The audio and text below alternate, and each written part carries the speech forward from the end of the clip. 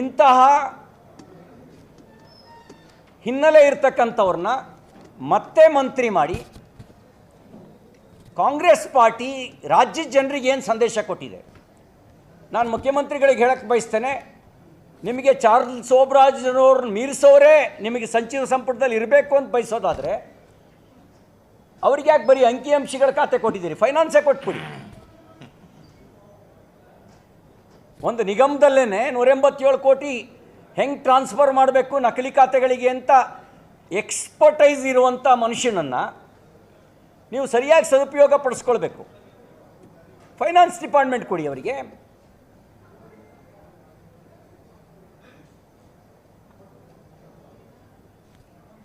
ಆಗ ನಮ್ಮ ರಾಜ್ಯದಲ್ಲಿರೋ ಎಲ್ಲ ಖಜಾನೆ ಹಣವನ್ನು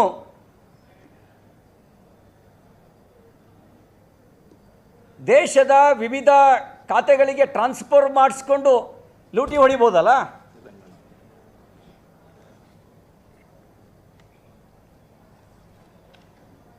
ಈ ವಿಷಯದಲ್ಲಿ ಜಾತಿಯ ಬಳಕೆ ಮಾಡೋದು ಆ ಸಮುದಾಯಕ್ಕೆ ಮಾಡುವ ಅಪಮಾನ. ಯಾವುದೇ ಸಮುದಾಯ ಲೂಟಿಕೋರರನ್ನು ನಮ್ಮವನು ಅಂತ ಭಾವಿಸೋದಿಲ್ಲ. ಸಮುದಾಯದ ಹಣ ಲೂಟಿ ಹೊಡೆದವನು ನಮ್ಮವನು ಅಂತ ಭಾವಿಸೋದಿಲ್ಲ. ಮತ್ತು ಸಂವಿಧಾನ ಕಳ್ಳನನ್ನು ಕಳ್ಳ ಅಂತ ಹೇಳಕ್ಕೆ ಹೇಳುತ್ತೆ ಹೊರತು ಕಳ್ಳ ಯಾವ ಜಾತಿಯವನು ಅನ್ನೋದ್ರ ಮೇಲೆ ಅವನು ಕಳ್ಳ ಹೌದೋ ಅಲ್ವೋ ಅಂತ ಕಾನೂನು ತೀರ್ಮಾನ ಮಾಡಲ್ಲ. ಇನ್ನೊಬ್ಬ PA Nagaraju, he is also one of the accused. ಅವನ ಪಾತ್ರದ ಬಗ್ಗೆಯೂ ಕೂಡ ಈಗಾಗಲೇ ಮಧ್ಯಂತರ ವರದಿಯಲ್ಲಿ ರಿಪೋರ್ಟ್ ಆಗಿದೆ. ನಾವೀಗ ನಾಗೇಂದ್ರ ಅವರ ರಾಜೀನಾಮೆಯನ್ನು ಕೇಳ್ತಿರೋದು ಸಂವಿಧಾನದ ಅಡಿಯಲ್ಲೇ ರಾಜೀನಾಮೆ ಕೇಳ್ತಾ ಇದ್ದೀವಿ. ನಿಮ್ಮಂಥವರು ಇಷ್ಟೆಲ್ಲ ಆಧಾರ ಇದ್ದಾಗಲೂ ಕೂಡ ಮತ್ತೆ ಮಂತ್ರಿಯಾಗೋದು ಪ್ರಜಾಪ್ರಭುತ್ವ ವ್ಯವಸ್ಥೆಗೆ ಕಳಂಕ, ST ಸಮುದಾಯಕ್ಕೆ ಕಳಂಕ.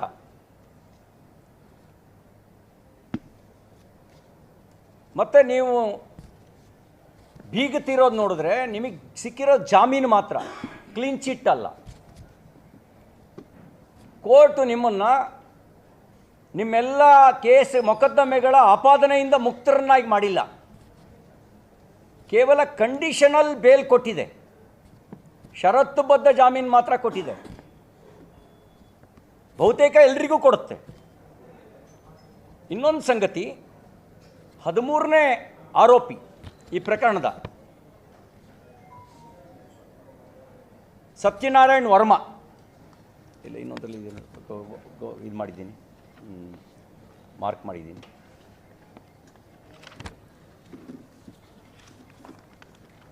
ಇದು ಡೆತ್ ನೋಟು, ಇಲ್ಲಿ ಸತ್ಯನಾರಾಯಣ್ ವರ್ಮಾ ಅವರು ಕೋರ್ಟ್ನಲ್ಲಿ ಹೇಳಿರುವ ಹೇಳಿಕೆ, ಹೈದರಾಬಾದ್ಗೆ ತೆರಳಿ ನಾಗೇಂದ್ರ ಆಪ್ತರ ಧಮಕಿ, ವಾಲ್ಮೀಕಿ ನಿಗಮದ ಹಗರಣದಲ್ಲಿ ಬಂಧಿತನ ಹೇಳಿಕೆ, ಮಾಜಿ ಸಚಿವರ ಹೆಸರು ಹೇಳದಂತೆ ಬೆದರಿಕೆ,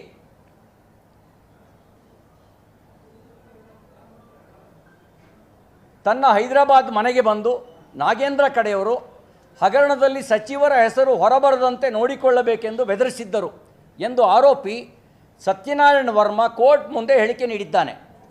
ಈ ಆರೋಪವನ್ನು ಗಂಭೀರವಾಗಿ ಪರಿಗಣಿಸಿದ ನಗರದ 3ನೇ ಹೆಚ್ಚುವರಿ ACMM ನ್ಯಾಯಾಲಯವು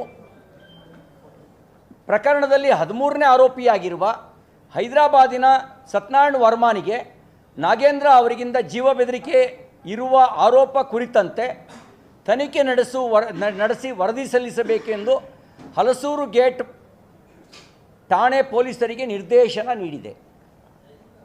ಕೋರ್ಟ್ ನಿರ್ದೇಶನ ನೀಡಿರೋದು. ಇದನ್ನೆಲ್ಲ ನೋಡಿದಾಗ, ಈ ಫೋಟೋಗಳನ್ನೆಲ್ಲ ನೋಡಿದಾಗ ನಾಗೇಂದ್ರ ಹಾಲಿ ಮಾಜಿ ಮುಖ್ಯಮಂತ್ರಿಗಳಿಗೆ ಮತ್ತು ಹೈಕಮಾಂಡಿಗೆ ಬ್ಲಾಕ್ ಮೇಲ್ ಮಾಡಿರುವ ಸಾಧ್ಯತೆ ಇದೆ. ನಾವು ಅವತ್ತಿನಿಂದ ಆರೋಪ ಮಾಡ್ತಿದ್ವಿ, ನೋಡಿ ಈ ಹಣ ಲ್ಯಾಂಬೋರ್ಗಿನಿ ಕಾರ್ ಶೋರೂಮಿಗೆ ಹೋಯಿತು, ಬಾರ್ಗಳಿಗೆ ಹೋಯಿತು, ರಿಟೈಲ್ ಬ್ರಾಂಡಿ ಶಾಪ್ಗಳಿಗೆ ಹೋಯಿತು, ಚಿನ್ನ ಬೆಳ್ಳಿ. ಮಾನ್ಯ ಮುಖ್ಯಮಂತ್ರಿ ಡಿ ಕೆ ಶಿವಕುಮಾರ್ ಅವರೇ, ನೀವು ಹೇಳ್ತಾ ಇದ್ದೀರಿ ಭ್ರಷ್ಟಾಚಾರವನ್ನು ನನ್ನ ಸರ್ಕಾರ ಸಹಿಸೋದಿಲ್ಲ.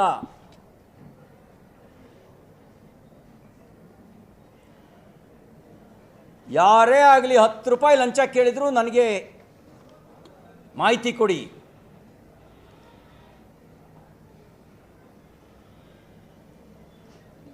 ಈ 187 ಕೋಟಿ ಹಣ ಲೂಟಿ ಹೊಡೆದವನು ಮಂತ್ರಿ ಮಾಡಿ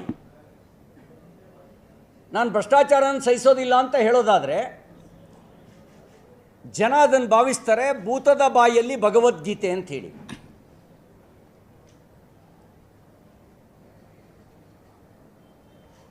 ಹಾಗೆ ಭಾವಿಸಬಾರ್ದು ಅಂತಿದ್ರೆ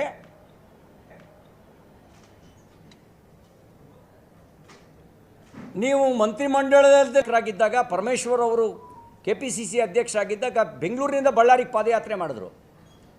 ಬಳ್ಳಾರಿ ಗಣಿ ಹಗರಣದಲ್ಲೂ ಕೂಡ Nagesh also one of the accused. He was in jail. ಆ ಸಂದರ್ಭದಲ್ಲಿ ನಾಗೇಂದ್ರನು ಕೂಡ ಜೈಲಲ್ಲಿದ್ದರು.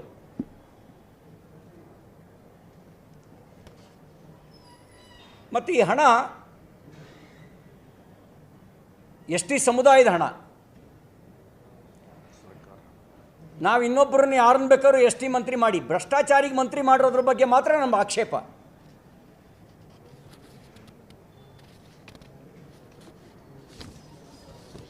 ಒಬ್ಬ ಅಮಾಯಕ ಪ್ರಾಮಾಣಿಕ ಅಧಿಕಾರಿ ಆತ್ಮಹತ್ಯೆ ಮಾಡ್ಕೊಂಡಲ್ಲ, ಇವ್ರನ್ನ ಮಂತ್ರಿ ಮಾಡಿ ಏನು ಸಂದೇಶ ಕೊಟ್ರಿ ನೀವು ಪ್ರಾಮಾಣಿಕರಿಗೆ?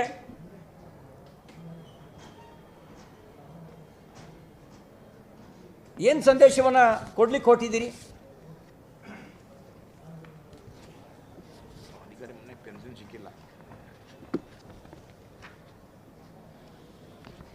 ಬಹುಶಃ ನನಗೆ ಅನುಮಾನ ಇದೆ, ನಾಗೇಂದ್ರ ಅವ್ರನ್ನ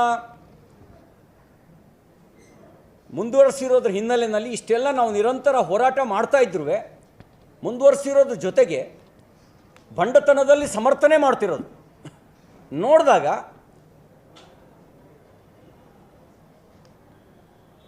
ತಮ್ಮ ನಾಯಕರನ್ನು ಹೆಸರು ಬಾರದಂತೆ ನೋಡ್ಕೊಳ್ಳೋದಕ್ಕೇ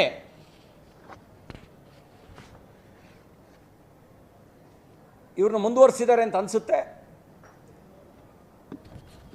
ಇವ್ರನ್ನೇ ಮಂತ್ರಿ ಮಾಡಿದ ಮೇಲೆ MD ಪದ್ಮನಾಭನ್ನ, ಅಕೌಂಟೆಂಟು ಪರಶುರಾಮನ್ನ ಅವನ್ನೂ ಯಾವುದಾದ್ರು ಒಂದು ಪೋರ್ಟ್ಫೋಲಿಯೋ ಕೊಟ್ಟು ಲೂಟಿ ಹೊಡೆಯೋದಕ್ಕೆ ಸಲಹೆ ಕೊಡುವ ವಿಶೇಷ ಅಧಿಕಾರಿ ಅಂತ ನೇಮಕ ಮಾಡಿಬಿಡಿ.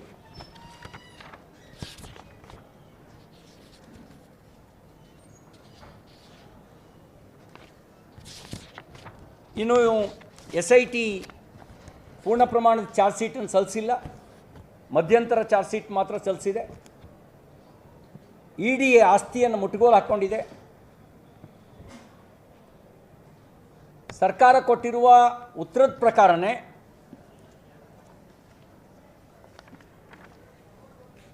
ಇನ್ನೂ 46 ಕೋಟಿಗೂ ಹೆಚ್ಚು ಹಣ ವಶಕ್ಕೆ ತಗೊಂಡಿಲ್ಲ, ಕೇವಲ ಅಕೌಂಟ್ನ ಫ್ರೀಸ್ ಮಾಡಿದ್ದಾರೆ, ಆದರೆ ರಿಕವರಿ ಆಗಿಲ್ಲ. ಅದೆಲ್ಲ ಆಗದೇ ಇದ್ದಾಗ ಮಂತ್ರಿ ಮಾಡಿರೋದಕ್ಕೆ ಕುರಿತಾಗಿ ನಮ್ಮ ಹೋರಾಟ ಇದೆ. ಮತ್ತು ಇನ್ನೊಂದು ಮಾತು ಹೇಳಿದ್ದಾರೆ, ನಾಗೇಂದ್ರ ಅವರು ಒಂದು ಪ್ರಶ್ನೆ ಎತ್ತಿರೋದು ನಾನು ಅದನ್ನು ಸ್ವಾಗತ ಮಾಡ್ತೀನಿ. ನನಗೆ ಯಾಕೆ ಅಲ್ಪಸಂಖ್ಯಾತರ ಅಭಿವೃದ್ಧಿ ನಿಗಮದಲ್ಲಿ ಆಗಿಲ್ವಾ, ಜಮೀರನ್ನ ಯಾಕೆ ರಾಜೀನಾಮೆ ಕೇಳ್ತಾ ಇಲ್ಲ ಅನ್ನೋದನ್ನು ಇಂಡೈರೆಕ್ಟಾಗಿ ಹೇಳಿದ್ದಾರೆ. ಭಾಗ್ಯಲಕ್ಷ್ಮಿ ಹಣ ಅಲ್ಲ, ಗೃಹಲಕ್ಷ್ಮಿ ಹಣ 5,000 ಕೋಟಿ ರೂಪಾಯಿ, ಅದ್ರ ಲೆಕ್ಕ ಸಿಗ್ತಾ ನಿಮಗೆ ಅನ್ನೋ ಪ್ರಶ್ನೆನ ಇಂಡೈರೆಕ್ಟಾಗಿ ಕೇಳಿದ್ದಾರೆ. ಅಂದರೆ ಹಿಂಗೆ ಇಂಡೈರೆಕ್ಟಾಗಿ ಕೇಳೋದ್ರ ಮೂಲಕ ಹಗರಣ ಕಾರ್ಮಿಕ ಇಲಾಖೆಯಲ್ಲೂ ಆಗಿದೆ, ಹಗರಣ ಅಲ್ಪಸಂಖ್ಯಾತರ ಕಲ್ಯಾಣ ಇಲಾಖೆಯಲ್ಲೂ ಆಗಿದೆ, ಹಗರಣ ಮಹಿಳಾ ಮತ್ತು ಮಕ್ಕಳ ಕಲ್ಯಾಣ ಇಲಾಖೆಯಲ್ಲೂ ಆಗಿದೆ, ಹಗರಣ ಆಹಾರ ಮತ್ತು ನಾಗರಿಕ ಸರಬರಾಜು ಇಲಾಖೆಯಲ್ಲೂ ನಡೆದಿದೆ. ನನ್ನ ಯಾಕೆ ಮಾತ್ರ ಕೇಳ್ತಾ ಇದ್ದೀರಿ ಅಂತ ಹೇಳ್ತಾ ಇದ್ದೀರಿ. ನೀವು ಹೇಳಿದ್ರ ಕಡೆಗೂ ಗಮನ ಹರಿಸ್ತೀವಿ. ನಿಮ್ಮದು ಅಂಗೈ ಹುಣ್ಣಿನಷ್ಟು ಸ್ಪಷ್ಟವಾಗಿರೋದು. ಇದಕ್ಕೆ ದುರ್ಬೀನಿನ ಅವಶ್ಯಕತೆ ಇಲ್ಲ. ಅದಕ್ಕೆ ಸ್ವಲ್ಪ ಎಕ್ಸ್ರೇ ಸ್ಕ್ಯಾನಿಂಗಿನ ಅವಶ್ಯಕತೆ ಇದೆ. ಆ ಎಕ್ಸ್ರೇ ಸ್ಕ್ಯಾನಿಂಗ್ ಮಾಡ್ತಾಯಿದ್ದೀವಿ. ಆ ರಿಪೋರ್ಟ್ ಬಂದ ಮೇಲೆ ಅವ್ರನ್ನೂ ನಿಮ್ಮ ಜಾಗಕ್ಕೆ ನಿಲ್ಲಿಸ್ತೇವೆ. ಈಗ ಅಂಗೈ ಹುಣ್ಣಿನಕ್ಕೆ ಎಕ್ಸ್ರೇ ಅವಶ್ಯಕತೆ ಇಲ್ಲ, ನೀವು ರಾಜೀನಾಮೆ ಕೊಡಿ. ಹೌದೌದು, ಅರ್ಥ ಇದೆ, ಅರ್ಥ ಇದೆ. ಅದನ್ನು ನಾವು ಗಂಭೀರವಾಗಿ ತೆಗೆದುಕೊಳ್ತೀವಿ. ಆದರೆ ಭ್ರಷ್ಟಾಚಾರಿಗಳಿಗೆ ಜಾತಿ ಇಲ್ಲ. ಕಾನೂನು ಜಾತಿಯ ಹೆಸರಿನಲ್ಲಿ ಭ್ರಷ್ಟಾಚಾರ ಮಾಡೋದಕ್ಕೆ ಲೈಸೆನ್ಸ್ ಕೊಟ್ಟಿಲ್ಲ. ಜಾತಿಯ ಹೆಸರಿನಲ್ಲಿ ದೌರ್ಜನ್ಯ ಆಗದಂತೆ ತಡೆಯೋದಕ್ಕೆ ಕಾಯ್ದೆ ಇದೆ. ಜಾತಿಯ ಹೆಸರಿನಲ್ಲಿ ಭ್ರಷ್ಟಾಚಾರ ಮಾಡೋದಕ್ಕೆ ಯಾರಿಗೂ ಲೈಸೆನ್ಸ್ ಕೊಟ್ಟಿಲ್ಲ. ಯಾರಾದರೂ ಭ್ರಷ್ಟಾಚಾರಿಗಳು ಜಾತಿ ಹೆಸರು ಬಳಕೆ ಮಾಡಿದ್ರೆ ಆ ಜಾತಿ ಸಮುದಾಯದ ಗೌರವಕ್ಕೆ ತರುವ ಕಳಂಕ, ಅದು ಅಪಮಾನ. ಅದು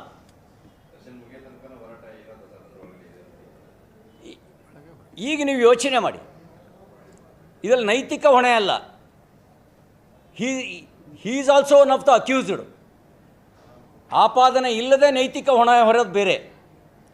ಇದರಲ್ಲಿ ಆಪಾದನೆ, FIR ನಲ್ಲಿ ಹೆಸರು, ಆಸ್ತಿ ಮುಟ್ಗೋಲು, ಅನುಮಾನಾಸ್ಪದವಾಗಿರೋ ನಡವಳಿಕೆ, ಕಿಂಗ್ ಪಿನ್ನಿಗೂ ಇವರಿಗೂ ಇರುವಂಥ ಆಂತರಿಕ ಸಂಬಂಧ, ಫೋಟೋಗಳು ಹೇಳುವ ಕತೆ, ಇವೆಲ್ಲವೂ ಕೂಡ ಬ್ರಹ್ಮಾಂಡ ಭ್ರಷ್ಟಾಚಾರದ ಕರಾಳ ಮುಖದ ದರ್ಶನ ಮಾಡಿಸ್ತಾ ಇದ್ದಾವೆ. ಕಾರ್ಯಕ್ರಮದ ಸ್ವರೂಪದ ಬಗ್ಗೆ ಮಾತ್ರ ಜಿಜ್ಞಾಸೆ ಇದೆ. ಕಾರ್ಯಕ್ರಮ ಮಾಡೋದ್ರ ಬಗ್ಗೆ ಜಿಜ್ಞಾಸೆ ಇಲ್ಲ. ಕಾರ್ಯಕ್ರಮ ಆಗೇ ಆಗುತ್ತೆ. ಕಾರ್ಯಕ್ರಮದ ಸ್ವರೂಪನ ಭಾರತೀಯ ಜನತಾ ಪಾರ್ಟಿ ನೇತೃತ್ವದಲ್ಲಿ ಮಾಡಬೇಕು, ST ಮೋರ್ಚಾದಲ್ಲಿ ನೇತೃತ್ವದಲ್ಲಿ ಮಾಡಬೇಕು ಅನ್ನೋದು ಮಾತ್ರ ಜಿಜ್ಞಾಸೆ. ಅದನ್ನು ಬಗೆಹರಿಸ್ತೀವಿ. ಈಗ ಇಡೀ ಎಲ್ಲ ರಾಜ್ಯದ ಉದ್ದಗಲಕ್ಕೂ ಹೋರಾಟ ಮಾಡ್ತಿಲ್ವೇನು? ಎಲ್ಲ ಜಿಲ್ಲಾ ಕೇಂದ್ರಗಳಲ್ಲಿ, ತಾಲೂಕು ಕೇಂದ್ರಗಳಲ್ಲಿ ಹೋರಾಟ ಮಾಡ್ತೀವಿ.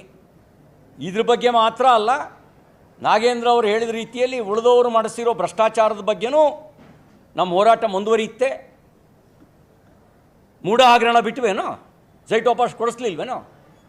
ಹಾಗಾಗಿ ಯಾವುದನ್ನೂ ಬಿಡೋ ಪ್ರಶ್ನೆ ಇಲ್ಲ.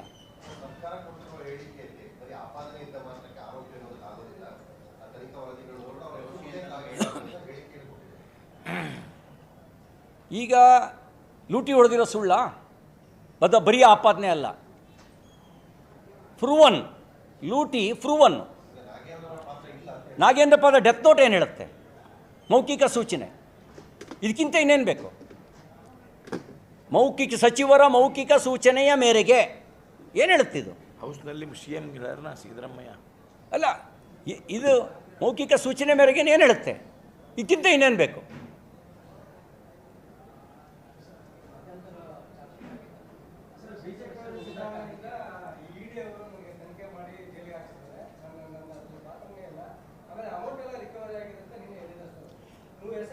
ನೋಡಿ, 41 ಕೋಟಿ ರಿಕವರಿ ಆಗಿದೆ, 46 ಕೋಟಿ ಅಕೌಂಟ್ ಫ್ರೀಸ್ ಮಾಡಿದ್ದಾರೆ. ರಿಕವರಿ ಆಗಿಲ್ಲ. ಅಕೌಂಟ್ ಫ್ರೀಸ್ ಮಾಡಿದ್ರೆ ರಿಕವರಿ ಅಂತ ಅಲ್ಲ, ಅವ್ನು ನಾಳೆ ನಂದೇ ಅಂತ ಕ್ಲೈಮ್ ಮಾಡ್ಬೋದು, ಬೇರೆಯವ್ರ ಖಾತೆಗೆ ಹೋಗಿರೋರು. ಶಂಕಾಸ್ಪದವಾಗಿರ್ತಕ್ಕಂಥ ಖಾತೆಯನ್ನು ಸ್ಥಗಿತಗೊಳಿಸಿದ್ದಾರೆ. ಅಷ್ಟು ಬಿಟ್ಟರೆ ಬೇರೆ ಏನೂ ಆಗಿಲ್ಲ.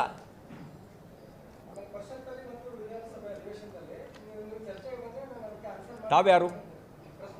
ಪ್ರಶ್ನವರು ರಾಜೀನಾಮೆ ಕೊಡಲಿ, ಆಮೇಲೆ ಚರ್ಚೆ. ಭ್ರಷ್ಟರ ಜೊತೆ ಚರ್ಚೆ ಪ್ರಶ್ನೆ ಇಲ್ಲ. ಅವಾಗ ನಾನು ಒಂದು ಪ್ರಶ್ನೆ ಕೇಳ್ತೀನಿ, ಈ ಹಿಂದೆ ಯಾಕೆ ರಾಜೀನಾಮೆ ತಗೊಂಡಿದ್ದು? ನಿರ್ದೋಷಿಗಳಲ್ವ ಅವರು? ಯಾಕೆ ರಾಜೀನಾಮೆ ತಗೊಂಡಿದ್ದು? ಈಗ ನಿರ್ದೋಷಿಯಾಗಿ ಬಂದಿದ್ದಾರಾ? ಅವಾಗ ಯಾಕೆ ರಾಜೀನಾಮೆ ತಗೊಂಡ್ರಿ?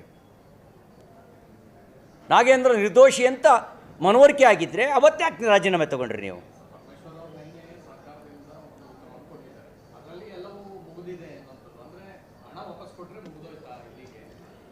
ಅಲ್ಲ, ಇದರಲ್ಲಿ ಹಣನೂ ವಾಪಸ್ ಬಂದಿಲ್ಲ, ಇದರಲ್ಲಿ ಹಣನೂ ವಾಪಸ್ ಬಂದಿಲ್ಲ.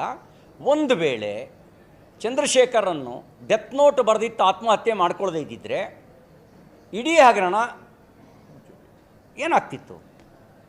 ಒಬ್ಬನೇ ಆಗ್ತಾ ಇದ್ದ.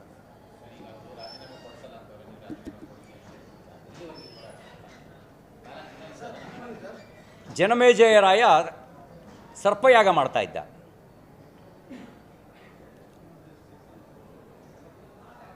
ಒಂದೊಂದೇ ಹೆಸರಿಡಿದು ಸರ್ಪಕುಲವನ್ನು ಕರೆದು ಆಹುತಿ ತಗೊಳ್ತಾ ಇದ್ರು.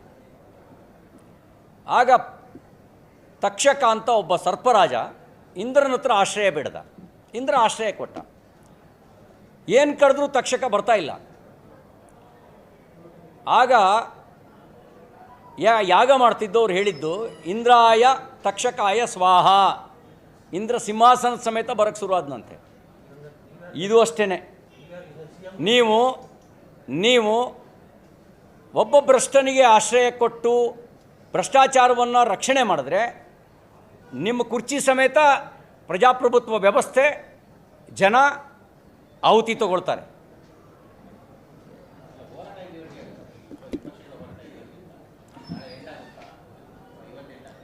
ನಾವೇನು ಅಂದರೆ ಭ್ರಷ್ಟಾಚಾರದ ಜೊತೆಗೆ ಬಂಡತನೂ ಸೇರ್ಕೊಂಡ್ರೆ ಅಂತಿಮ ನಿರ್ಣಯ ಯಾರು ಮಾಡಬೇಕು?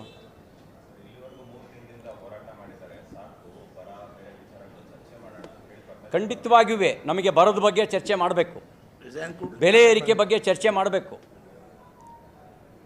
ಬಿಡದಿ ಬಗ್ಗೆ ಚರ್ಚೆ ಮಾಡಬೇಕು, ನೈಸ್ ಬಗ್ಗೆ ಚರ್ಚೆ ಮಾಡಬೇಕು. ಜ್ವಲಂತ ವಿಷಯಗಳು ಸಾಕಷ್ಟಿದ್ದಾವೆ, ಚರ್ಚೆ ಮಾಡಬೇಕು. ನಾವು KPSC ಬಗ್ಗೆ ಚರ್ಚೆ ಮಾಡಬೇಕು. KPSCಯ ಕರ್ಮಕಾಂಡ ಬಿಚ್ಚಿಡಬೇಕು. ಯಾರ ಮುಂಚೆ ಬಿಚ್ಚಿಡೋದು?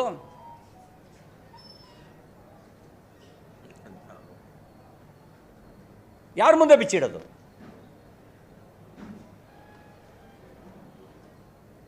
ಭ್ರಷ್ಟಾಚಾರಿಗಳನ್ನು ಕೂರಿಸ್ಕೊಂಡು ಭ್ರಷ್ಟಾಚಾರದ ಬಗ್ಗೆ ಮಾತಾಡಿದ್ರೆ ಗೋರ್ಕಲ್ಲ ಮೇಲೆ ನೀರು ಉಯ್ದಂತೆ ಸರ್ವಜ್ಞ ಅಂತ ಆಗ್ಬಿಡುತ್ತೆ.